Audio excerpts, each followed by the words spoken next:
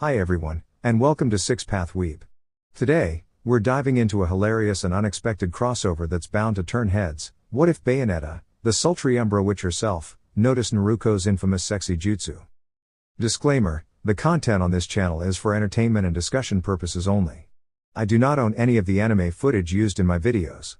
All rights and credits go to their respective creators and copyright holders. Let's start the madness.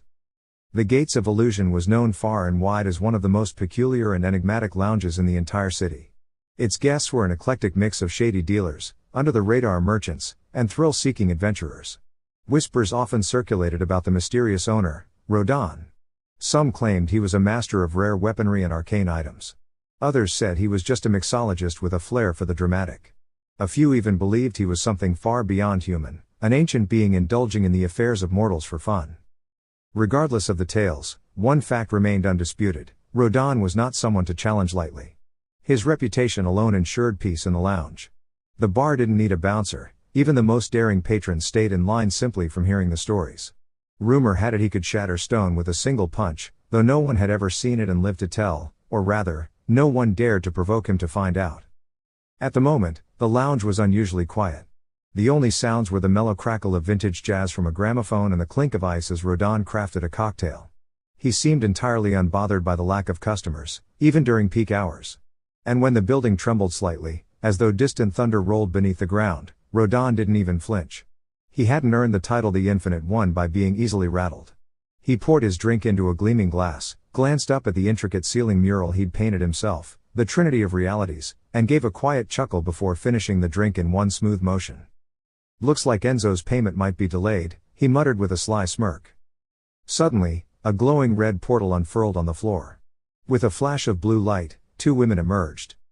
They were both stunning, ethereal, even, with a poise and elegance that would make any fashion magazine editor jealous. Their features were flawless, their posture confident, and their appearance radiant. They wore elegant high heels and gloves, their bodysuits mysteriously crafted from their own flowing hair, matching the color of their respective tresses. Framed glasses added a refined touch, and each wore a timepiece over their hearts like a symbol of purpose. However, what drew attention more than their beauty was their current condition. Their suits were torn in places, revealing signs of recent struggle. Dust clung to them as if they'd just walked through the aftermath of a chaotic battle. They leaned on each other for support, each step showing the wear of someone who had endured something intense. They made their way to the bar, where Rodan offered a half smile. "Well, if it isn't my two most dazzling regulars. Bayonetta, Jean, what brings you in today?" "Two mega green herb lollipops to start," Bayonetta said, her voice steady despite the exhaustion, as she placed a hand on the counter. Instantly, a glimmer of light transferred the required number of halos, the magical currency, into Rodan's possession. "And a tall glass of something strong, please." Rodan nodded, and with a quiet motion, a section of the bar shifted aside to reveal a collection of rare, enchanted items. From a glowing drawer, he retrieved two vibrant green lollipops and tossed them gently across the bar. Both women caught them with practiced ease, placing them in their mouths. As the sweet treats dissolved, their energy visibly returned, and their injuries began to fade. Rodan returned with a bottle of finely aged tonic, pouring generous servings into crystal tumblers. "You two look like you've had quite the adventure," he said with a knowing glance. Jean removed her lollipop just long enough to take a sip of the drink. "It's not just one place, it's like every realm decided to throw a celebration all at once," she said, shaking her head with a wry smile. "Pure chaos, but we're still standing." At that moment, the door opened again. A figure stepped in, a young woman with sun-kissed skin and golden hair tied into twin pigtails. Her bright blue eyes sparkled with curiosity and determination. It was Naruko Uzumaki, the ever-spirited kunoichi who had found herself tangled in a web of interdimensional travels. "Well, this place is different," Naruko said, stepping cautiously inside. Rodan raised an eyebrow and smiled. "Looks like we've got a new guest. Welcome, Naruko. You're just in time for the best part of the evening. Celestial clashes and new beginnings. Angels and demons having a standoff in broad daylight. Never thought I'd see the day," Bayonetta remarked casually, twirling a lollipop between her fingers. Despite her playful tone, her eyes grew serious. "Pretty sure I saw Cheshire get caught up in the middle trying to snap a photo. Always was a bit too curious for his own good." Her voice softened, the edges hinting at a sadness she wasn't ready to fully show. It was only a matter of time before the realms of Paradiso and Inferno clashed head-on. And wouldn't you know it? Their battleground is Purgatorio. Unfortunately for us, when they fight there, the effects spill over into our world. By the time they wear each other out, the earth may never be the same, Rodin said evenly, pouring himself a drink with practiced ease. Bayonetta smirked. You may look the part, Rodin, but you're hardly an ordinary person. Rodin chuckled, flashing a knowing grin. You'd know better than anyone. You've seen every side of me and still kept dancing. Correction, Jean chimed in, her tone teasing. She outmatched you whether you were glowing with light or shadow. Rodin shrugged. Not the point. What matters now is, how are you two planning to get through all this? He took a sip of his drink, eyes watchful. You know me. As long as the music plays, I'll keep moving. I'll be out there until things settle down. Then I'll go right back to business, Bayonetta said with calm determination. Rodin raised a brow. Sure about that? Both sides are after you. Angels see you as a traitor, and some demons wouldn't mind trapping you just to keep you out of the way. You're incredible, Bayonetta. Probably the best. But this might be too much to handle alone. She's not alone, Jean said firmly. She has me.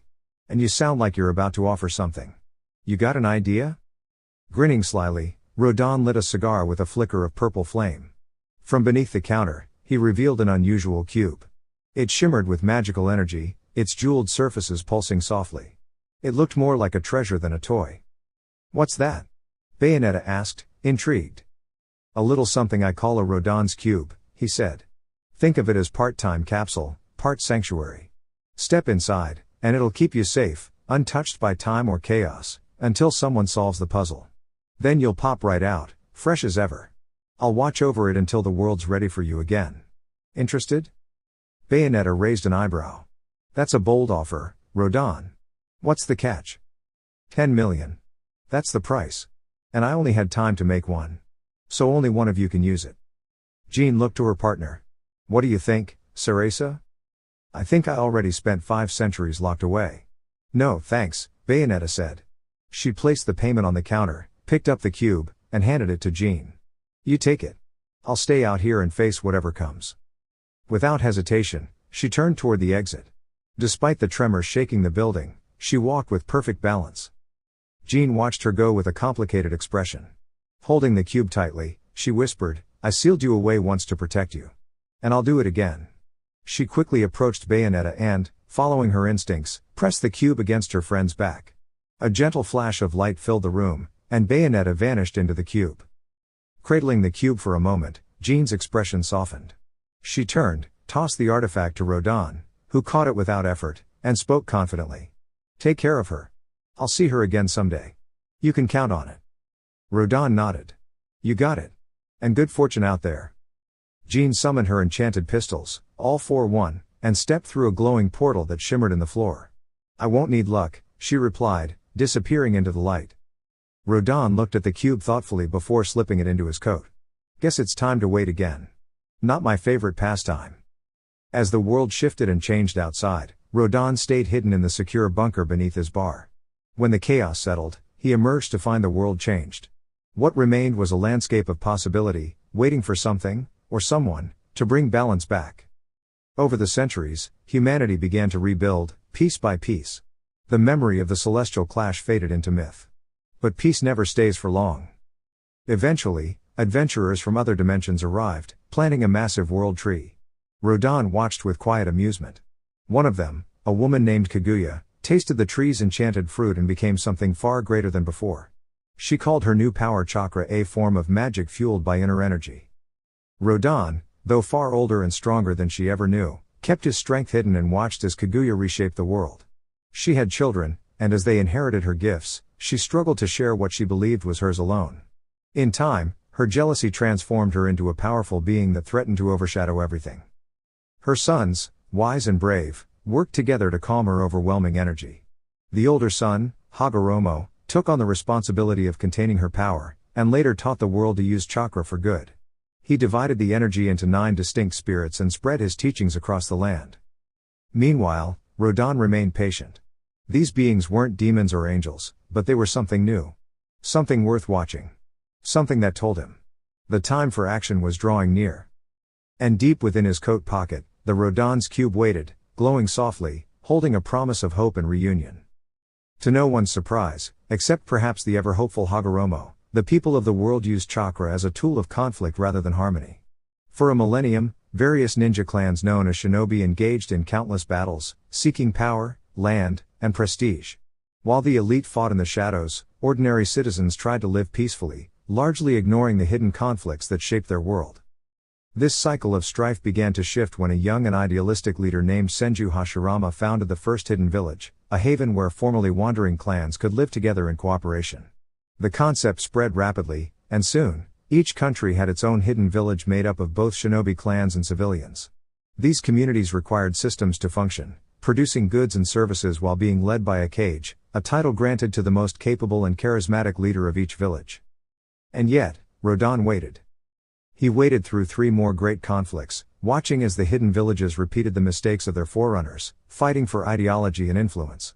He waited as Hashirama attempted to bring balance by sealing powerful chakra creatures, the tailed beasts, into specially chosen individuals known as hosts, those strong enough to contain their energy.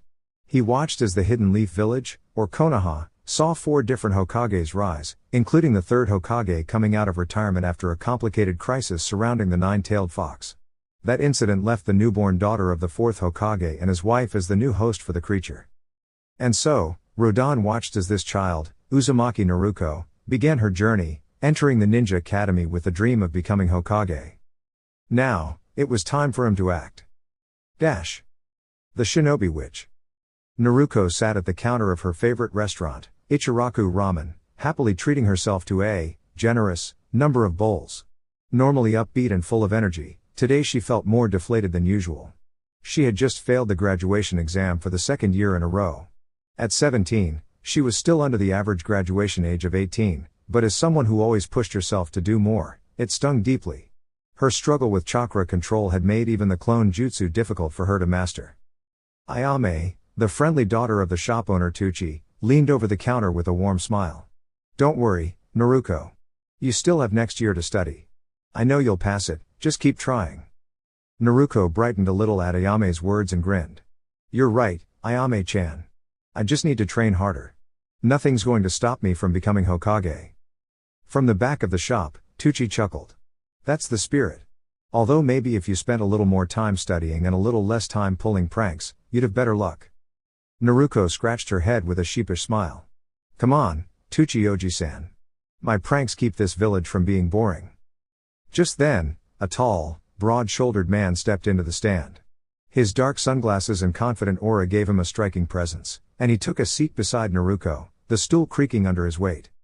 "1 spicy ramen, please," he said in a deep voice, looking to Ayame with a charming nod. Ayame flushed, clearly flustered.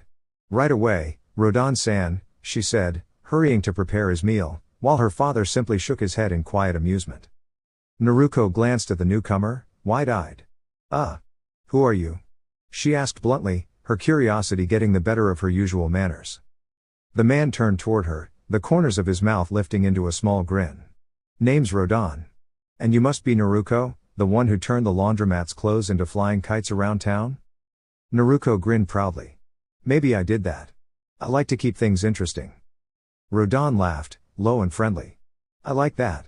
Here, I've got something for you." He reached into his coat and pulled out a small, mysterious cube covered in colorful tiles and gemstones, each side a different color. Naruko's eyes widened. "You're giving this to me? Just like that? What's the catch?" "No catch," Rodan said with a shrug. "Just think it belongs with you. If you figure it out, come find me at my bar." Naruko began twisting the cube in her hands, intrigued. "So I just get all the colors to match on each side?" "That's the goal. And if you manage it, you'll know where to go." At that moment, Ayame placed a steaming bowl in front of Rodan. "Thanks, Ayame," he said with a wink that turned her cheeks even redder. Naruko looked between the towering man and her sister-like friend, her mind struggling to picture the pair together. Rodan finished his meal quickly, dropped a stack of bills on the counter, and stood up. "Keep the change," he said smoothly before walking out, each step echoing with quiet power. Naruko turned to Tucci. "So, who is that guy?" "Rodan, owner of the Gates of Harmony. It's been the most popular spot in town since the village was founded. Odd thing, He hasn't aged a day since the bar opened. Just one of the many mysteries of Konoha. Dad, Ayame scolded. Naruko stood up, energized again. Well, I'm off for some evening training. Thanks for the meal. She emptied her frog-shaped wallet, Gama-chan, on the counter and waved goodbye. On her way to the training grounds, Naruko fiddled with the puzzle cube, trying to understand its mechanics. At the training field, she practiced her kunai technique until her arms ached. She managed a few more hits on the bullseye than usual. The full moon cast a silver glow over everything, and Naruko sat under a tree, holding the cube in her hands again. This isn't so hard once you get the pattern, she murmured, smiling as she completed the fourth side. Though often underestimated, Naruko had a sharp mind, especially when the task was fun or challenging. Her energy and focus were nearly unmatched when she was invested in something. Soon enough, she solved the puzzle, each side now a solid color. Wow, that was fast. Should I head to that bar now? Just then, a soft flash of light came from the cube, followed by a faint click, like something unlocking. Naruko blinked rapidly, eyes wide with disbelief as she stared at the mysterious figure standing before her. A strikingly beautiful woman had appeared out of nowhere, and even though Naruko had always admired Haruno Sakura's looks, this woman had an elegance and presence that was entirely otherworldly. Before she could say anything, shimmering strands of long black hair seemed to animate and swirl around the woman, wrapping her form in a sleek, form-fitting outfit that looked like something straight out of a fantasy story. The woman adjusted her jeweled glasses and frowned dramatically. Oh, for goodness sake. Jean, you've really outdone yourself this time. Honestly. Naruko quickly gathered herself, trying to remain polite despite the strange encounter. Excuse me, miss? The woman turned to face her with a graceful motion, her gaze sharp and curious. Well, you certainly have an interesting aura about you. There's a lot of energy swirling within. Not exactly possession, more like a unique kind of containment. Intriguing. Where did you get that strange artifact? Naruko scratched her head, unsure how to explain. A man named Rodan gave it to me earlier today. Said if I figured it out, I should stop by his bar. Did he know you were in there? The woman sighed, clearly annoyed but not at Naruko. Of course he did. That's just like him, always handing off his problems to others under the guise of helping. I'm his most loyal client, but let's just say we're not exactly close friends. Then, with a smile that was both elegant and mischievous, she asked, and what should I call you? Naruko stood up quickly and gave a respectful bow. Uzumaki Naruko. It's an honor to meet you. Ah, lovely name. Thank you for setting me free. I'm Bayonetta, the woman replied with a wink. Now, be a dear and take me to Rodan. I might even reward you with a little thank you kiss. Naruko blushed furiously, not knowing how to respond to that, and was just about to lead Bayonetta out of the clearing when a warm, golden light bathed the area. She paused, glancing up. That's strange. It's way past sunset. Where's that light coming from? Bayonetta sighed and stretched dramatically, like someone resigned to another unexpected chore. Of course. Can't even enjoy a moment's peace. With a graceful flick of her wrists, 2 elegant weapons appeared in her hands, with 2 more seemingly connected to her shoes. Naruko, darling, I'd suggest you stay low and don't move. I've got this under control. Wait, what's happening? Naruko asked, feeling a strange energy in the air. Bayonetta smiled playfully. Did I forget to mention? I'm a witch. I take care of unusual beings. Before Naruko could respond, Bayonetta leapt into the air, drawing an intricate glowing symbol as she did. Without thinking, Naruko instinctively jumped after her, always one to follow her gut. Bayonetta shot her a surprised look mid-air, then frowned. What are you doing? Get back down there. She nudged Naruko gently back toward the ground, guiding her safely to a tree. Just stay there. I'll handle this. Naruko landed softly, catching her breath and looking up in awe. Bayonetta was fighting radiant beings, majestic, glowing entities with shining wings and gleaming armor. They wielded ornate staves with sun-like emblems at their ends and moved with an otherworldly grace. Yet, Bayonetta danced between them effortlessly, dodging and countering every move with the precision of a practiced artist. She twirled through the air, her weapons firing with bursts of brilliant light. Naruko watched in fascination, captivated by the harmony of movement and magic. Every time Bayonetta struck, the glowing figures vanished in bursts of sparkling energy, leaving behind shimmering golden rings that floated toward her and disappeared with a soft glow. The final figure fell with a theatrical spin as Bayonetta finished with a confident flourish. She blew across the end of her weapon and smiled in satisfaction. Still got it. Naruko stood frozen, amazed. Bayonetta turned to her with a teasing smile. Here's a little tip, sweet Naruko. When someone tells you to stay put, it's for a good reason. Naruko blinked. What just happened? And what's Purgatorio? Bayonetta chuckled. It's a place between worlds. Don't worry your pretty head about it. Just know that not all magic is fairy tales and sparkle dust. Bayonetta sighed, tucked away her weapons, and ran her hands through her flowing hair. I'm not even close to being tipsy enough to explain metaphysics. Here's what you need to know, you followed me into this strange world. Welcome to Wonderland, where angels and demons like to visit Earth. Now, take me to Rodan before I lose my patience, she ordered, placing her hand on her hip and giving him a stern look. Naruko swallowed nervously.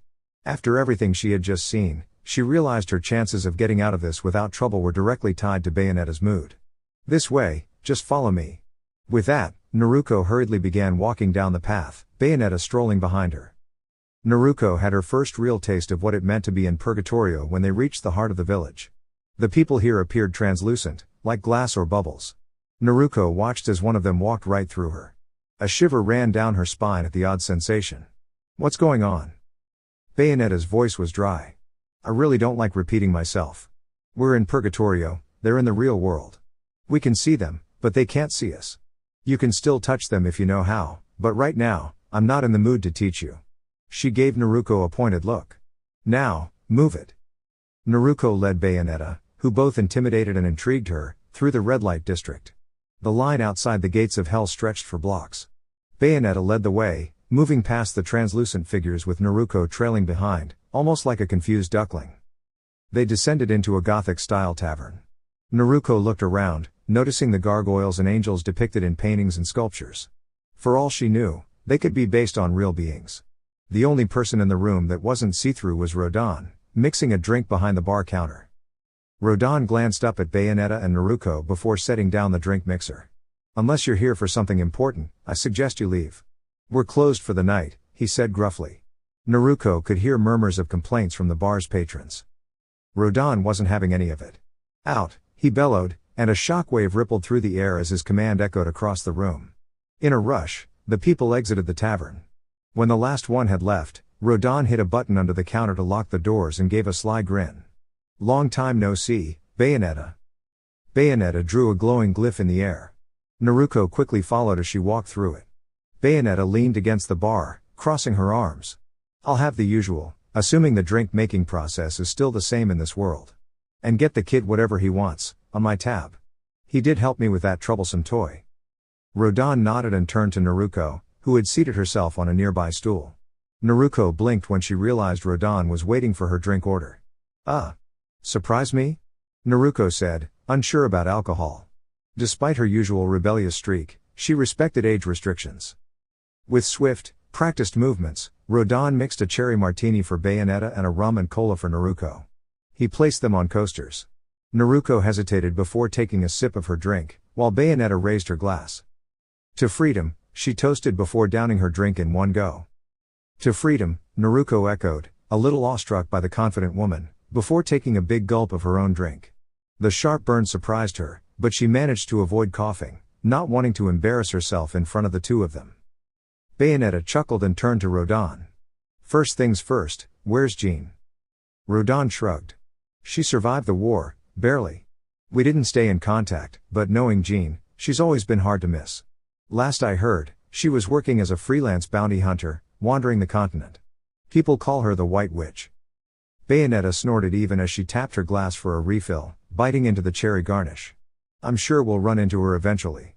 Jean always did show up when I needed her the most. She then glanced at Naruko and started speaking in a language that Naruko didn't understand.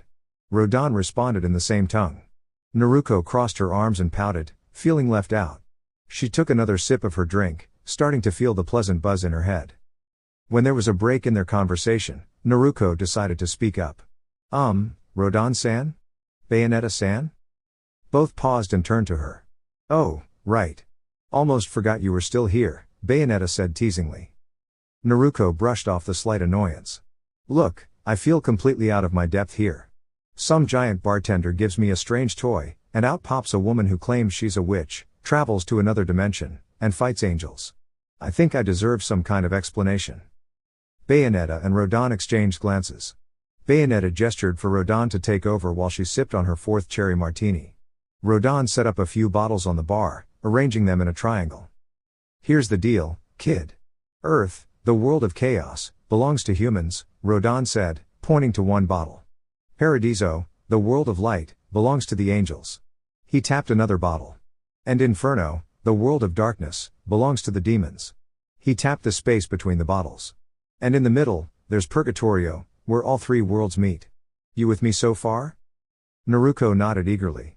This was definitely more interesting than any lecture she'd ever had, especially with how much more exciting this world seemed compared to her own. Rodan grinned. I'm a fallen angel. Used to live in Paradiso, but they kicked me out because I was too dangerous. Now, I roam between the worlds, mostly staying on Earth because you humans are pretty entertaining. Naruko's eyes widened. She suddenly understood why Rodan had been so unsettling. He was anything but human. Okay. But what about Bayonetta-san? She said she's a witch. What does that mean? Rodan chuckled. Oh, she's definitely a witch. A long time ago, even before the Sage of Six Paths was born, there were two clans. The Lumen Sages, who represented the light here on Earth, and the Umbran Witches, who represented the darkness. Bayonetta was born into the Umbran Witches and trained in their dark arts. Witches get their power by making a pact with a demon in Inferno. In exchange for their magic, superhuman strength, and immortality, they swear to fight angels. If they ever miss a day or die, their souls are dragged down to Inferno for eternity. Bayonetta shrugged nonchalantly. Of course, the easy solution is just to never die. Naruko gaped, her mind trying to process what she had just heard. So, how strong are you? Bayonetta casually twirled a strand of her hair. I've defeated 2 gods, plus Rodan, in direct combat. I'm very skilled at what I do, dear. Naruko gulped, her curiosity piqued. She decided to ask. Can I become a witch like you? Bayonetta and Rodan both tilted their heads in curiosity. Weren't you listening, Naruko? I just said you'd have to give up your soul to become like me, Rodan asked. Naruko stood tall, determination shining in her eyes. I want to be Hokage. That means I need to be the strongest. I don't care what it takes to get there, even if it means risking my soul. Besides, like Bayonetta-san said, I just have to never die, and I'll never fall into Inferno. Bayonetta looked at Naruko over the rim of her glasses, sizing her up. Think this through carefully, sweetie. Selling your soul is the easy part. You'll have angels chasing you everywhere, when you're eating, when you're sleeping, when you're even just relaxing. You'll hardly ever find peace again. And don't get me started on the training. More than half of those born into the Umbran Witches never survive their final test. And that was the standard training. What I'll put you through will be even tougher. This is the kind of deal you can't back out of. Are you really sure about this? Naruko knew this decision was rash. An annoying part of her insisted she'd regret it tomorrow. But something deep inside her told her this was the right path. She trusted her instincts. Where do I sign up? She said, trying to sound as confident as she could muster. Bayonetta smirked slightly. You've got guts, kid. I'll give you that much. She extended her hand. Don't shake unless you're ready to leave everything behind. From now until I finish training you to be a witch worthy of the name, you're mine. If that's too much to ask, there's the door. Naruko gritted her teeth, stood firm, and shook her hand. As their hands met, Naruko felt a strange energy surge through her, different from chakra but somehow familiar. She shivered and quickly withdrew her hand as Bayonetta released it. What was that? Naruko asked, confused. The witch's blessing. It's the first step to becoming an Umbran witch. Don't worry, only about 1 in 10 don't survive it. Essentially, I tested your body to see if it could handle infernal energy. Congratulations, you passed, Bayonetta explained, finishing her drink. Without another word, she grabbed Naruko by the collar and lifted her off the ground. Ignoring Naruko's protests, Bayonetta turned to Rodan. I don't suppose you have a portal set up for a decent training ground? Rodan nodded. Got just the spot. It's even warded so no one can find you. Let's say 10k a week. Bayonetta slapped a hand on the counter. Here's a year in advance. I've got big hopes for this one. She then dragged Naruko toward a red portal that appeared on the floor, and in a flash of blue light, both she and Naruko disappeared. Dash. The Shinobi Witch. 3 months later, Naruko huddled by a fire she had built herself, roasting the squirrels she managed to catch. It had been a grueling, exhausting 3 months since she impulsively convinced Bayonetta to make her a witch, and calling the experience tough would be an understatement. When they arrived at the Valley of Trials, as Bayonetta had named it, the first thing she did was strip Naruko of her clothes and reduce them to ash with a flamethrower she summoned from thin air. She argued that wearing so much orange was a crime against fashion and that survival training would be more effective if Naruko were exposed to the elements. Speaking of survival, Naruko quickly realized that she needed to toughen up before her body could properly handle the infernal magic she had bargained for. Every day, Bayonetta would pour cold water over her head to wake her up. Then, Naruko had to catch and cook her breakfast within an hour. If she didn't, she would go hungry. The rest of the day was spent training intensively, forcing every muscle in her body to its breaking point, and that was just the beginning. By the end of each day, Naruko was lucky if she could still feel her limbs. But the training didn't stop there. She also had to gather food for dinner and find a safe place to sleep. Thankfully, Naruko was a fast healer. All the bruises, scrapes, and injuries from training healed overnight, and she woke up each morning ready to endure another grueling day. It was probably the only thing that allowed her to survive Bayonetta's extreme training regimen. As she finished eating, Naruko went to wash the stickiness of the juices off in a nearby stream. When she returned to the fire, she noticed Bayonetta sitting there, eyeing her with a curious expression. Naruko, too exhausted to be concerned, sighed. "What is it, Bayonetta-sensei?" Bayonetta licked her lips, clearly pleased by the changes she saw. "Well, it's the full moon tonight, Naruko dear. I thought you might like to become a proper witch tonight." Naruko froze, her eyes widening. She turned to look at her teacher. "Seriously?" Bayonetta pulled out a black book from her personal space. "Pick a patron, and I'll set up the ritual." Naruko quickly skimmed through the book. She discounted all the female demons. She was a girl, and she decided that she'd make a pact with a male demon. After a moment of thought, she found one she liked. Asmodeus. "That's the one," she said. Bayonetta raised an eyebrow. "Ah, Asmodeus. Quite the infamous name in the lust circle of Inferno. Are you sure you're ready for what that might entail, Naruko dear?" Naruko nodded confidently. "Let's just do it. I'm ready." Bayonetta shrugged. "Your soul. Follow me." She led Naruko to a clearing in the woods. A small circle of runes, illuminated by candles at 5 points to form a star, awaited Naruko. Taking a deep breath as a mere human, Naruko sat down in the circle. Bayonetta began to chant in Enochian, the language of heaven and hell, and Naruko closed her eyes, preparing for whatever came next. There was a rushing sensation, like falling a great distance in a short time. When Naruko opened her eyes, she couldn't believe what she saw. Inferno was a strikingly beautiful land. The sky was red with swirling black clouds, and the environment was as twisted and unnatural as the creatures that inhabited it. At that moment, Naruko could see the surroundings through several grand windows. She was in what appeared to be a throne room. Sitting on the throne before her was Asmodeus, the prince of earthly spirits. The demon resembled a chimera. He had 3 heads, an ox, a man, and a ram. The man's head wore an ornate crown. His right hand was human, while his left hand took the form of a giant snake with the head of a lion. Bat wings flared out behind him, and his lower half resembled that of a centaur, each leg from a different animal, with a dragon's tail. Perhaps most unsettling, though, was his proud posture and the eerie transparency of a soul he was holding. It was hard to tell if the soul was in agony or ecstasy. "State your business here," Asmodeus spoke in Enochian, with the ritual circle translating the words for Naruko. Naruko stood tall, trying to gather all her courage. "Asmodeus, I come to bargain," she declared, using the script from the Book of Infernal Demons. Asmodeus tilted his heads. "What do you offer, human?" he asked, his voice filled with authority. Naruko took a deep breath. "My soul." "And what do you seek in return?" Asmodeus asked, momentarily pausing in his actions. Naruko grinned mischievously. "The power to become the strongest." Asmodeus considered the offer for a moment. "Very well. The bargain is struck." He waved his hand, and a bronze pocket watch appeared in Naruko's hand. "Place this over your heart, and our deal will be complete." Naruko wasted no time. The moment she heard the words, she pressed the timepiece against her chest. In an instant, Naruko understood the true nature of the rigorous training Bayonetta had put her through. The rush of energy that flowed through her body, when she placed the Umbran watch over her heart, felt almost unbearable. The power surged within her like liquid fire, and for a moment, she feared it might overwhelm her.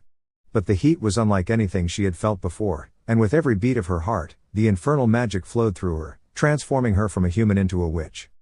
When Naruko opened her eyes, she found herself back on Earth. The Umbran watch clung to her chest like a reminder of the pact she had made. As she looked down, she noticed that her blonde hair had grown so long that it touched the ground. "What's with the hair, Bayonetta-sensei?" Naruko asked, blinking in surprise. Even her voice sounded different, altered by the magic coursing through her body. It was deeper, with an intriguing, almost enchanting tone. Bayonetta chuckled from outside the circle, the candles now flickering low. "You didn't think I grew it out the traditional way, did you? A witch's hair is their most important asset. It controls your wicked weaves, your summons, and your basic armor. Your first task is to learn how to create your own suit." Naruko pouted. "Can I rest a bit? I just sold my soul, you know." Bayonetta flashed a sly grin. "Do you feel tired, dearie?" Naruko paused, then realized the incredible energy within her. "Wait, we don't need sleep? Or food? Or even breath, for that matter," Bayonetta replied, nonchalantly. "We witches are beyond the limitations of humans. The price may have been steep, but in time, you'll see it was worth it. Or you'll spend eternity regretting it. But either way, the choice is yours." "Wow, that's awesome!" Naruko cheered, her excitement bubbling over. "So, how do I make my hair suit?" Bayonetta smiled at Naruko's eagerness. "The knowledge is already inside you. Asmodeus granted it to you, just as Madama Butterfly did for me. All you need to do is tap into that knowledge and create it. For your suit, just picture it in your mind, and let it form." Naruko closed her eyes and focused, imagining a suit similar to Bayonetta's, but in a vibrant yellow to match her hair. She envisioned it clearly, and as she did, she felt her hair come to life. It twisted and formed around her like a cloak. When she opened her eyes, she saw she was wearing a bodysuit identical to Bayonetta's, only in yellow. It seemed she had even created the high heels, just like Bayonetta's. "Not bad for your first try," Bayonetta said with a smirk. "Keep the heels, though. You'll need them for when I give you your foot guns." Naruko grinned. "This is so cool." Bayonetta motioned for Naruko to follow her. "Now that you're in your battle attire, let's get moving. I'll show you what I've been up to while you rested." Naruko's speed was unmatched now, the power of infernal magic making every movement effortless. She marveled at how easy it was to run at full speed without breaking a sweat. Bayonetta led her through the woods and into the mountains. She stopped and turned to face Naruko. "Parts of Earth are closer to Paradiso or Inferno. The woods where I've been training you are closer to Inferno, but this part of the valley is closer to Paradiso. Angels are drawn to this place, and we'll be facing them soon." Bayonetta created a glyph, and Naruko followed closely behind. As they entered Purgatorio, the divine light of Paradiso descended upon them. "Angels are always punctual," Bayonetta remarked with a grin. Naruko braced herself, ready for the fight ahead. "So, any tips for fighting angels, Bayonetta-sensei?" Bayonetta smirked. "The best way to learn is by doing. Don't worry. If you get yourself in trouble, I've got a backup plan." She did a couple of backflips, distancing herself and making herself a target. Naruko wasn't surprised, and as angelic halos appeared in the distance, the angels teleported in. The battle began. Naruko swiftly assessed the situation and, with instinct guiding her, moved into action. Her body moved almost on its own, with precision and grace, effortlessly taking down the angels in her path. She was amazed at how easily she dispatched them, her power flowing seamlessly with every strike. After the battle, Naruko stood triumphantly. "That was incredible." Naruko was in the midst of a training session with her sensei when she heard Bayonetta shout something in a language she didn't recognize. She turned around and blinked in surprise, seeing her teacher's hair wrapping around her form before disappearing into a red portal. Out of another portal, a giant crow with many eyes emerged, wrapped in Bayonetta's hair. It seemed to strike with precision, causing the enemy to stumble. With a final, swift move, the crow retreated back through the portal, its task completed. Bayonetta's hair returned to its original form, reshaping into a sleek bodysuit. A new portal appeared beneath the defeated opponent, and shadowy hands emerged, pulling it into the depths. Naruko couldn't help but admire her teacher's skill. "Okay, that was impressive. But, I still think I did pretty well." Bayonetta chuckled and glanced at Naruko. "Still standing, huh? I had a feeling you could handle yourself. You're growing into your abilities, my dear Naruko." Naruko felt a small warmth in her heart as Bayonetta referred to her affectionately. It felt like someone else was doing the fighting, to be honest. I was just along for the ride. That's how it begins, Bayonetta said with a knowing smile. Soon enough, you'll be able to control every movement with intent. And then, you'll add your own flair to everything you do. Naruko smirked playfully. Of course, style is everything. Bayonetta gave a serious nod. Indeed. In our world, we're judged not only by our strength but by our style. The better you do, the more favor you'll have with the beings you summon. Trust me, you never want to lose control of those you're allied with. Naruko nodded thoughtfully. When do I get to start summoning? And what about the special techniques you use? Bayonetta gave her a playful tap on the nose. All in good time, Naruko. Now, follow me, I think it's time for a little celebration. Naruko followed her teacher as she led them back through the woods. Are we going to Rodon's for a drink? She asked curiously. Bayonetta laughed. I'm not going to spoil the surprise, my dear. As they walked through the trees, they emerged at a beautiful pond, fed by a waterfall. Naruko marveled at the peaceful surroundings, still wondering what kind of celebration Bayonetta had in mind. Bayonetta approached her from behind, wrapping her arms around Naruko's waist. How about a relaxing bath? She asked, her voice soft and inviting. Naruko raised an eyebrow but played along. What kind of bath? A peaceful one, Bayonetta purred, just a moment to unwind. Naruko smiled, relieved that the situation had taken a gentle turn. I suppose a break sounds nice. The two spent some time by the water, appreciating the quiet beauty of the world around them. Naruko couldn't help but feel grateful for the lessons Bayonetta had taught her. Their training continued as usual after that, with a balance of intense combat sessions and quieter, more meditative moments to recharge. Naruko continued honing her skills, learning from the ancient magic of the Umbran witches, while also gaining practical experience in battle.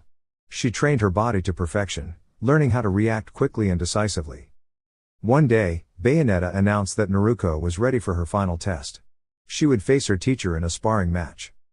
Naruko stood tall, no longer the naive student who had first started training. She was now confident, focused, and skilled. As she faced Bayonetta, she knew this would be the moment that proved everything she had learned. Bayonetta smiled proudly. Remember, you need to last 5 minutes against me to pass this test. If you manage to defeat me, I'll be impressed. Naruko smirked, fully confident in her abilities. I'm ready. The battle began, and both fought with grace and precision. Bayonetta summoned her weapons, using a combination of moves that had Naruko on the defensive at first. But Naruko was quick to adapt, using everything she had learned to stay one step ahead. The fight continued at a rapid pace, with both exchanging powerful moves. At one point, Naruko managed to land a stunning blow, knocking Bayonetta off balance. She didn't hesitate, quickly using her magical abilities to press her advantage. In the end, Naruko's determination paid off. With a final move, she managed to gain the upper hand and stood over Bayonetta, victorious. Both were exhausted but satisfied with the outcome. Bayonetta smiled up at her. Congratulations, Naruko. You've earned your place as an Umbran witch. Naruko vanished the weapon and leaned down to give her partner a gentle kiss. Tell me the truth, Sarasa-chan. How much did you hold back? Bayonetta knew from Naruko's use of her birth name that she wanted a serious answer. Okay, so I didn't go all out. You've been my student for less than a year, did you really expect to defeat me if I were being serious? You managed to win when I was treating you like I would Jean, without any harm intended. You tried to make Gamora attack me several times, Naruko said, her tone flat. I had complete confidence that you'd dodge in time, Bayonetta said with a confident smile. Naruko rolled her eyes and kissed her again. I love you, Sarasa-chan. Even with all your quirks. Bayonetta refused to let herself become emotional. She didn't like crying. But she let her voice show the depth of her feelings as she said, I love you too, Naruko-kun. She had learned to use suffixes over the time she spent with Naruko. They kissed lazily for a few moments, gradually growing more passionate as their hands began to wander. Naruko pulled back with an audible pop from Bayonetta's lips. Before we celebrate here, what's the plan? Where do we go from here?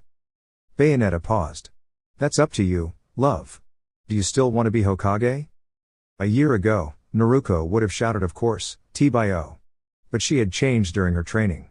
Part of it was the knowledge Asmodeus had implanted in her mind, partly it was the natural growth of falling in love, and partly it was just a shift in perspective from gaining so much power. Naruko had become a different person, and she knew it. I don't know, Naruko admitted. The whole reason I wanted to be Hokage was so I could feel appreciated and loved. But I get more than enough of that from you. A career as a ninja does sound fun, though. And if I'm going to be a ninja, I might as well be the best, and the best ninja in Hidden Leaf becomes Hokage. That's how it works. Or so I thought a year ago. In hindsight, I'm sure there's a lot of politics involved. Bayonetta cupped her cheek gently. Are we going back to Konoha? Yes or no? Naruko thought about it seriously. Yes we are, she finally decided. Now, where was I? She asked with a grin, diving back in for another kiss. They kissed a little longer, savoring the closeness and the warmth of each other's touch. Naruko relished the sweet taste of Bayonetta's lips as if they were made of candy, or even better, ramen. Bayonetta, too, enjoyed the intimacy, her hands exploring the body she had helped sculpt into a powerful form. Both of them gazed into each other's eyes, seeing the love they shared reflected in one another's expressions. Naruko pulled back. Bed or outside? She asked, her voice full of affection. You earned the right to my attention, didn't you? But I'd prefer to experience that in a proper bed, Bayonetta answered, her eyes sparkling with affection. Naruko groaned, getting to her feet and lifting Bayonetta to stand beside her. First one there gets to decide, Naruko teased.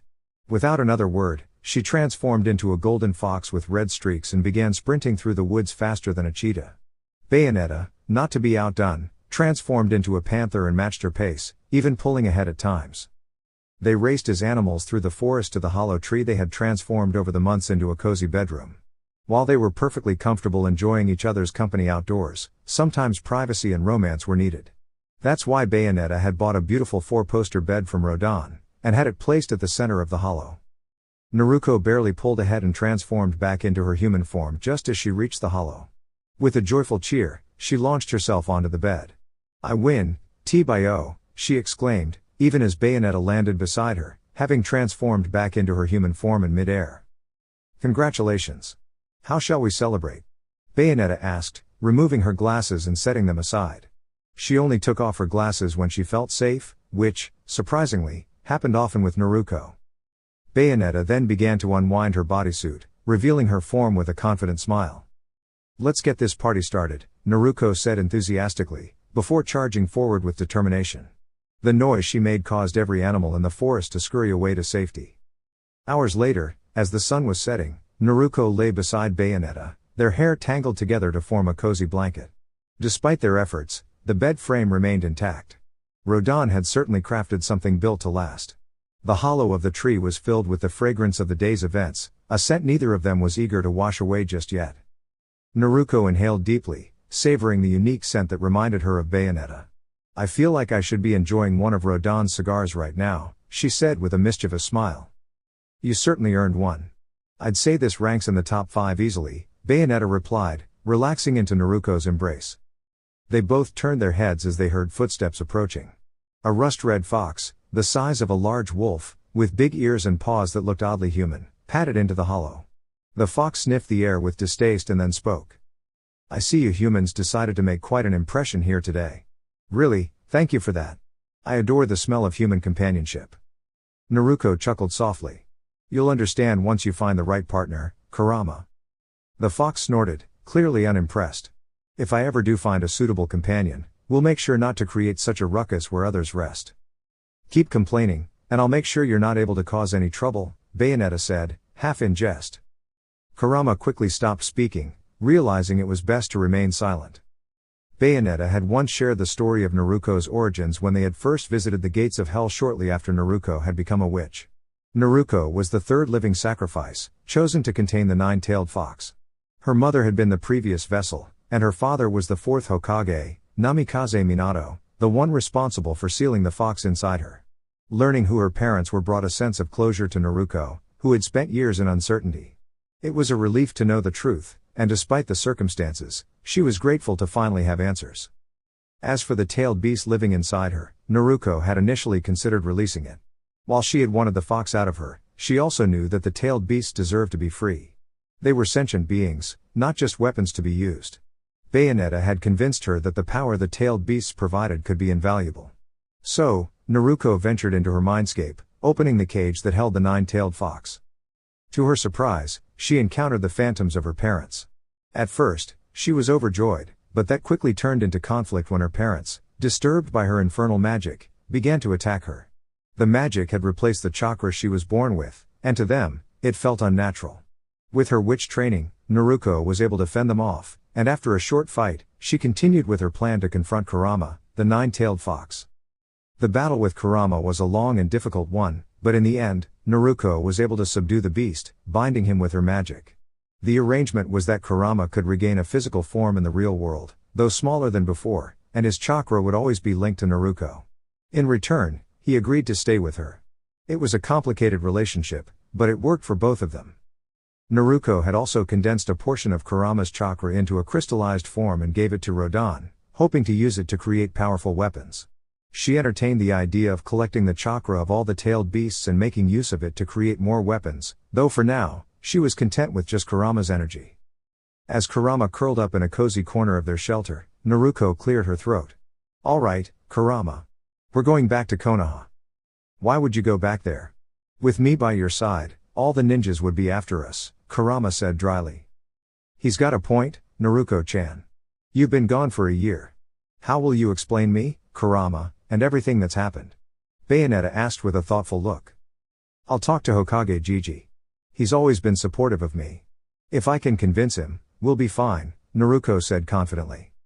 "And how exactly do you plan to get past the village security?" Kurama asked, skeptical. "Maybe we can walk through the barriers in Purgatorio and emerge right in his office," Naruko mused. "Rodan wouldn't have set up shop there unless it's close to both realms," Bayonetta said confidently. She had learned much from her years of experience in navigating the supernatural world. "Great. So angels might be a problem," Naruko said, furrowing her brow as she tried to think through the situation. "I can handle the angels while you two talk," Bayonetta offered. Naruko smiled and kissed her shoulder lightly. "Thanks, that would be a huge help." "So, your plan is to walk up to the door, tell a wild story about running away with a witch, and hope the old man buys it?" Kurama asked, looking doubtful. Naruko grinned widely. "Exactly. That's exactly what I'm going to do." An hour later, after approaching the gate of Konoha and introducing herself, Naruko found herself in a holding cell, surrounded by chakra-suppressing seals, wondering if her plan might need some adjustments. "Let's start over from the beginning," said a man, who was as bulky as Rodan but less jovial. He wore a blue trenchcoat over standard Jonin gear, and his forehead protector was worn like a bandana. "Who are you?" Naruko sighed. "I've already told you 15 times, I'm Uzumaki Naruko. I was born October 10th, I'm 18, my favorite color is orange, my favorite food is ramen, and I'm getting really tired of repeating myself." "None taken," the man said flatly. "I'd like to believe you, really I would. The problem is every sensor we have indicates you're not who you say you are. I have a perfectly logical explanation for why my chakra signature changed. But I'm only going to give it to Hokage Gigi," Naruko said stubbornly. "I'm afraid that Hokage-sama is unavailable," the interrogator said with a straight face. "Bull, he's on the other side of that mirror. Along with 2 elderly advisors, a cyclops in a sling, a Hyuga, someone with a Sharingan for a left eye, and a blonde I'm pretty sure is one of Ino's relatives," Naruko stated sharply. The interrogator narrowed his eyes. "Be that as it may, you're only going to talk to me. So you might as well start answering my questions." Naruko reached her breaking point. "Let's drop the act," she said before flexing and breaking the chains holding her to her chair. The interrogator's eyes widened as Naruko shook off the links and pieces of sealing paper and settled back into her chair. "I can leave any time I want. And I guarantee you won't be able to catch me. Gigi, you have 5 minutes before I walk out the door, and the only time you'll ever see me again is when I'm wearing the Reikage hat. It's not Hokage, but it's still the boss, and that's good enough for me." Precisely 2 minutes later, the door opened and Sarutobi Hiruzen, the 3rd Hokage, entered the room in full regalia.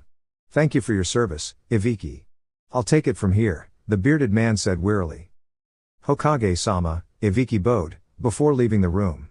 Hiruzen settled into the chair Ibiki had vacated, eyeing Naruko with a cautious look that hid a great deal of emotional pain. It was only in that moment Naruko realized that she might have hurt some people by vanishing into thin air last year. Guilt burned through her, hotter than anything she had ever felt before. "Hey, Gigi. Long time no see," Naruko said with a nervous attempt at her usual grin. The Hokage pierced her with his stare. Tell me something only Naruko could know, something a spy couldn't have figured out or wouldn't have come up during interrogation. Naruko racked her brain.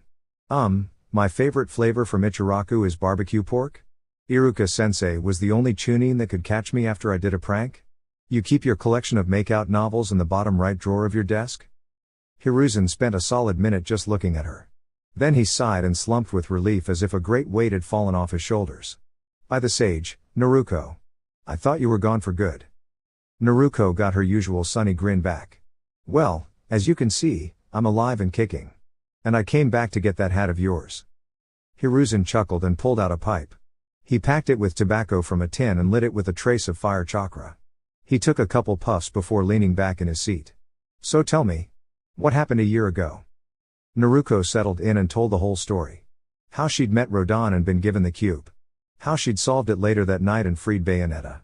Watching her fight, falling half in love with her in the process, and following her to the gates of hell. Her impulsive desire to become a witch, followed up on immediately by Bayonetta. By the time we got to the valley, it was too late to give any warning. In hindsight, I really should have left a note or had Rodan deliver a message. Sorry about that. I just was so eager to get strong enough to be Hokage, Naruko admitted sheepishly. Hiruzen looked half fascinated, half appalled. You ran away with a strange woman with no thought to the loved ones you left behind? One who claimed to have sold her immortal soul? Naruko set her shoulders. Yes, I did.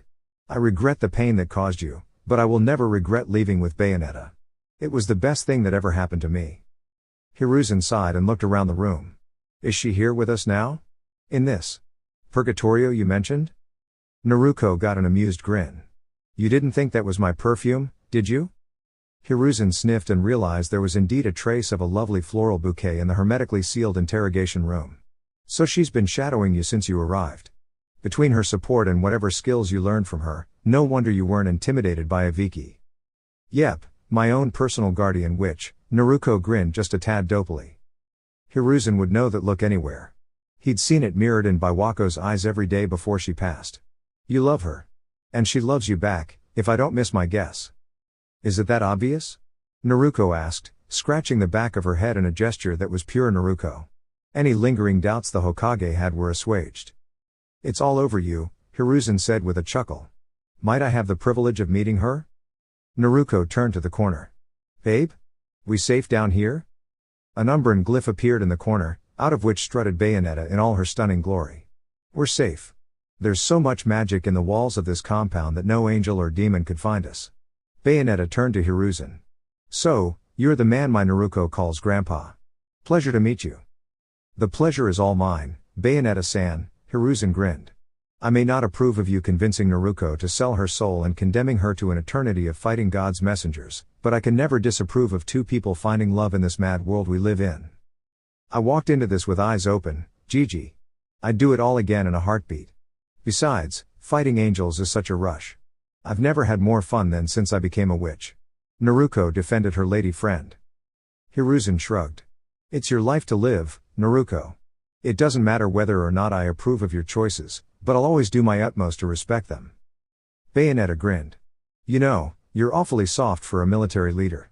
I expected a lot more yelling from this little reunion. What would be the point of that? As far as I'm concerned, my granddaughter has come home after a year-long vacation with her girlfriend. Why would I get upset about that? Hiruzen took a deep draw of his pipe. So, what's the plan going forward? Naruko grinned. I still want to be a ninja. I'll even start from the bottom, go back to the academy. I won't rest until I'm wearing that hat, Dadabayo. Hiruzen got a wide, genuine smile. Oh, how I missed hearing that word. Very well, as it happens, the graduation exam for your class is tomorrow. I'll let the instructors know you have special permission to take the test despite missing the whole year. Are you confident you can pass? All I have to do is pull off a replacement, a transform, or a clone jutsu. I could do that standing on my head after all the magic training Bayonetta-chan put me through, Naruko said eagerly. Hiruzen chuckled at his surrogate granddaughter's enthusiasm before turning to Bayonetta. And you, Bayonetta-san? Rodan actually offered me a job at the bar. I'll serve drinks and dance on a pole when I'm not running off for my daily tea party with the angels, Bayonetta said with a shrug. Hiruzen rose a brow and turned to Naruko. Are you okay with that? Naruko got a playful grin. Why wouldn't I? My girl is stunning, why shouldn't she make money doing what she loves? She's coming home to me afterwards, and that's all that matters. Hiruzen blinked. Ah, yes, that reminds me. Your old apartment is leased to someone else now. I still have all your things in storage, but I'm afraid you're technically homeless now that you've returned to the village. Naruko tilted her head. What about my parents' old house? Hiruzen sucked in a breath. You know? Kurama told me everything from his perspective, and Rodan was there that night, seeing more than most. Plus, they left messages in a bottle hidden in the seal. I know whose legacy I carry, Naruko said calmly. Hiruzen tilted his head. Kurama? You didn't think her name was actually the nine-tailed fox, did you? Naruko asked with a grin, as if questioning Hiruzen's intelligence. Hiruzen paused, clearly caught off guard. Ah, yes. About that. How is the seal? And what is your relationship with your tenant? The seal has been heavily altered, but it's still working perfectly for its intended purpose, Naruko said, then snapped her fingers.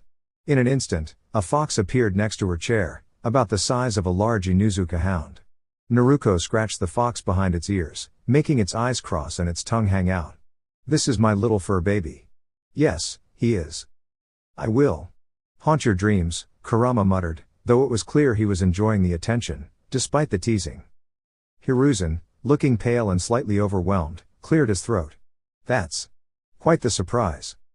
Yes, it's a tailed beast, rendered a companion thanks to my Naruko and a bit of traditional magic, Bayonetta added with a knowing smile. Hiruzen collected himself. How much power does he possess? Both Kurama and Naruko gave him a pointed look. It's he, not it, Naruko corrected gently. And he has access to about 2 tails worth of chakra. Technically, that's just 1 tail, since my father split him in half during the sealing, but he won't use any of it to harm anyone. I've got him on a short leash. Naruko patted Kurama's head affectionately, then made him vanish in a puff of smoke. Back to the original topic, did my parents leave me anything? Hiruzen shook his head and focused. They did, actually. I've kept their house in good condition. The only issue is that there was stipulated you could only inherit it when you reached Chunin rank or were married, whichever happened first. Naruko raised an eyebrow. She then stood up and turned to Bayonetta, who seemed to understand her intent immediately. With gentle care, Naruko placed her hand over Bayonetta's Umbran watch. Bayonetta mirrored the gesture. You are mine, and I am yours, Naruko declared, her voice imbued with magic that felt heartfelt. Bayonetta smiled warmly and echoed, You are mine, and I am yours. A flash of purple light, the scent of sulfur and ash, and in an instant, the transformation was complete. A circle of runes was now engraved on both of their left ring fingers. The couple turned to Hiruzen, who was staring in disbelief. Do we need to sign anything to make this official? Naruko asked, her tone light. Hiruzen blinked and recovered, his mouth slightly agape. That's quite sudden. You've only known each other for a year. We're in love, Bayonetta replied serenely, her eyes sparkling. And we're immortal, so we'll be together forever anyway. Naruko smiled, her eyes gleaming with certainty. I've been planning this since Bayonetta-chan explained what an Umbran marriage was. Plus, if it means we get a house, why wait? Hiruzen let out a rueful chuckle. I've missed these headaches, Naruko. Very well. I'll send the paperwork in the morning, but you're free to move into your house tonight. I could use some fresh air after this conversation. The two of them, hand in hand, followed Hiruzen through a series of underground tunnels, emerging in the quiet streets of the village. It was late at night, and the roads were nearly empty. As they walked, Naruko looked around with a mix of nostalgia and excitement. It's good to be back. I pranked that grocery store, and Iruka caught me hiding behind that restaurant once. By the way, Hokage Gigi, have you always had an Onbu squad following you, or is that new? Hiruzen shrugged nonchalantly. Used to be just 2. After an S-class asset vanished, we had to step up security. Naruko chuckled, scratching the back of her head. Sorry about that? Don't apologize, Hiruzen said with a laugh. We discovered a lot of security flaws while cleaning house. If anything, your disappearance did the village a favor. Glad I could help, Naruko said brightly. Bayonetta rolled her eyes, amused at how Naruko's misadventures seemed to work out for the best. The trio soon arrived at a peaceful residential neighborhood.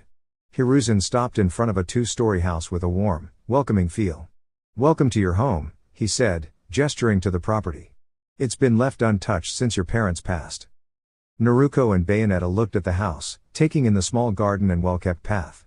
Bayonetta noticed the plants. If I didn't know better, I'd say someone's been looking out for us. Do you recognize these plants? Naruko grinned. Yep, angelic repellents. It's like my parents knew. With a garden this size and a few wards, we'll never have to worry about being attacked here. Hiruzen raised an eyebrow. That's quite the coincidence. He handed Naruko the key. The house is yours now. Go ahead, take a look. Just don't forget about your graduation exam in 12 hours, alright? Try to keep things low-key tonight. Naruko grinned. No worries, Hokage Gigi. I'll be on my best behavior. For now. Hiruzen shook his head with a fond smile. Congratulations again, Naruko. Have a good night. With that, he disappeared in a blur, his security team following swiftly behind. Bayonetta laughed softly. I like him. He's good to you. You don't have an ugly side, Uzumaki Sarasa, Naruko whispered playfully. Bayonetta shivered. I love my new name. She smiled mischievously. What do you say we explore our new home and then start our new life? Naruko grinned, you read my mind. She led Bayonetta into the house, the door creaking open as they entered. Inside, they found a cozy, open floor plan with a library, living room, kitchen, and dining area. The furniture was old but comfortable. Upstairs, there were 3 bedrooms, a bathroom, and a nursery decorated in baby blue. Naruko picked up a small toy from the room, her heart heavy with emotions. They really wanted me. I spent so long thinking I wasn't wanted. But they truly did. Bayonetta embraced her from behind, offering her support. They did, Naruko. They were ready for you. Naruko smiled faintly, then turned toward Bayonetta. Maybe we'll leave this room as it is. For now. Bayonetta nodded thoughtfully. Now that we're married, the magic blocking me from having children is gone. Maybe we should keep it here. Naruko's eyes brightened with love. One day, we'll be parents. When we're ready. Bayonetta looked at her lovingly, her voice soft. I wasn't planning on children. But if I ever have a baby, I want it to be with you. Naruko gently kissed Bayonetta, carrying her to their bedroom, where they spent the rest of the night together.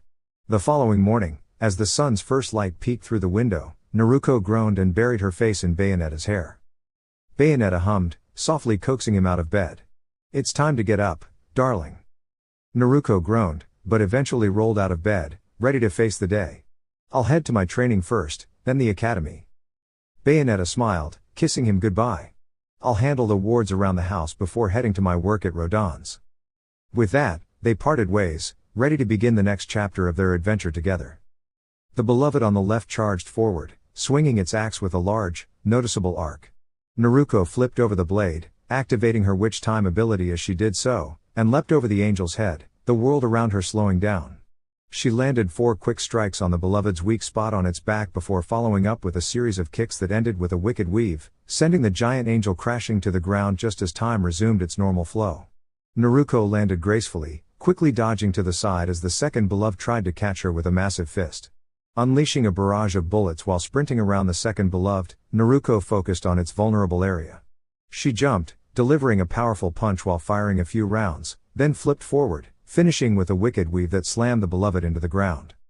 Naruko skillfully handled the 2 giant angels, defeating the first one, which vanished into a flash of light. It left behind its axe, and Naruko quickly grabbed it, striking so hard that the angelic weapon dissolved, and swept the second beloved's feet from under it. Wanting to make sure her dragon was well fed, Naruko called out Avagago. At the Enochian command, her bodysuit unraveled as her hair vanished into a red portal beneath her. Gamora appeared, wrapped in her golden locks like chains. The beloved attempted to crawl away, but it was too late. Gamora grabbed it, took a few hearty bites, and swallowed the angel whole. With a satisfied roar, Gamora was pulled back into the infernal portal, and Naruko's bodysuit reformed as her hair returned to her from the portal. That should keep them satisfied for the day, Naruko mused, not even breaking a sweat from the battle. She turned toward the tree line, sensing the presence of others nearby. Approaching, she overheard 2 transparent figures behind some bushes. Guy-sensei, what were those strange sounds? I didn't see anyone, but I felt like something was there, the smaller of the 2 whispered, excitedly. I'm not sure, Lee. But there was definitely something in that clearing. Did you not notice the disturbed ground and the dust clouds? Replied the taller one. Oh, I didn't, Guy-sensei. For this mistake, I shall do 10,000 jump ropes. And if I can't do that, I'll do 5,000 one-arm push-ups with each hand. The younger one exclaimed. Excellent idea, Lee. I shall do them with you. And if I cannot do that, I'll attempt 20,000 pull-ups using only my thumb and index finger. The older one declared. Oh, Guy-sensei. The younger one cried. Lee. The older one responded, his voice full of emotion. The two figures embraced, and even in Purgatorio, Naruko felt the illusion of a sunset against the beach from the overwhelming energy radiating from them. Naruko walked through a glyph back to Earth, where she saw the two men. They looked like they could be father and son, both with shiny black bowl-shaped haircuts, wearing green unisuits with orange arm and leg warmers, and sporting the bushiest eyebrows Naruko had ever seen. The only difference was that the older man wore a jonin vest. Naruko waited for them to separate before clearing her throat to announce her presence. Sorry to interrupt. Was I using your training ground without permission? I thought this one was free to everyone, but it's been a year, so the policy might have changed. The two turned to face Naruko. The younger one, Lee, looked merely curious, while the older one, Guy, seemed cautious but relaxed. You were the one causing the strange disturbances we noticed? Lee asked. Yeah, it was just part of my morning training. If I disturbed your session, I apologize, Naruko replied with a shrug. There are plenty of other places I can get in my morning workout. No, this training ground is indeed a first-come first-served area. If you arrived first, then you have every right to train here, Guy said with a smile. If you don't mind my asking, who are you, young one? I don't believe I've seen you around the village before. Uzumaki Naruko. I left the village a year ago for some training and just returned last night, Naruko explained confidently, with nothing to hide. She saw a brief flicker of recognition in Guy's eyes, knowing the older man was aware of her special circumstances. Welcome back to the village then, Naruko-kun. If I may ask, what kind of training were you doing? You were either so fast we couldn't see you, or you were somehow invisible. Lee asked eagerly. Naruko considered whether to be secretive about her powers or just be upfront. No harm in telling you. I made a deal with a demon in Inferno, what you might call hell. In exchange for a lot of power and some special abilities, I have to face an angel every day. I can only find them in Purgatorio, a parallel dimension. What you saw was me taking on a couple of angels to meet my daily goal. Lee and Guy both looked shocked. You sold your soul? Guy asked quietly. Naruko shrugged. I figured I'd end up in Inferno when I died anyway, ninja aren't exactly saints. So I just made it certain, rather than uncertain, and I got a lot more power in return. If you don't agree, well, that's your choice. It was my soul, and I could do what I wanted with it. Lee was speechless, but Guy looked thoughtful. I suppose that's true. I can't say I agree, but I don't know the whole story. In any case, I wish you the best of luck, Naruko-kun. Naruko nodded. Then she pulled her Umbran watch from her chest and clicked it open. I still have a few hours before I need to be somewhere. Would you mind if I joined your training today? I'm done with my angel fight for the day. Guy and Lee both gave her thumbs up with cheerful smiles. Of course, Naruko-kun. We just came here for our usual pre-breakfast workout. It would be most youthful if you joined us. Assuming you can keep up, Guy said with a playful wink. Naruko felt a competitive spark ignite inside her. She used her magic to reweave her bodysuit, transforming into an outfit identical to Lee's, minus the forehead protector. Her hair even changed to a black bowl cut. The real question, Guy-san, is whether you can keep up with me. Such youthful optimism. Guy-sensei, my youthful fire is blazing right now. Lee cheered. Guy grinned. Then let us stoke that fire even more. Come, my students, let us embrace the springtime of youth. Naruko spent the next 2 hours doing calisthenics, exercises, and drills that would have left Academy student Naruko begging for mercy within the first 15 minutes. But, thanks to her training with Bayonetta, she handled the intensity with ease, even managing to surprise Guy by winning a push-up contest. Lee started to admire her more after that, while Guy became even more eager to push his own limits. By 9 a.m., Guy called out, "Enough. It's time to fuel our youthful bodies with a healthy, balanced breakfast. Then we will shower and refresh ourselves. Lee and I will meet with our team, and you, Naruko-kun, can go about your day." Naruko chuckled. Their style of speaking was growing on her. Sure, as long as it's your treat. I'm guessing this restaurant doesn't accept halos as currency. Lee wiped his brow and asked, "Does it bother you that you have to fight angels, beings of light and goodness?" Naruko smiled. "Oh, Lee, angels aren't the good guys. There are no good guys. Angels and demons represent light and darkness, not good and evil. They're opposites, but Inferno isn't worse than Paradiso. At least Inferno doesn't hide behind a mask of false courtesy and pride. That's just my perspective, though. To answer your question, no, it doesn't bother me. In fact, it's actually kind of fun. Lee nodded slowly. I see. Well, if you must fight them or face your fate, then I wish you the best in your struggle with them. Her real name is Jubileus, by the way, Lee, Naruko winked, before following Guy back toward the village.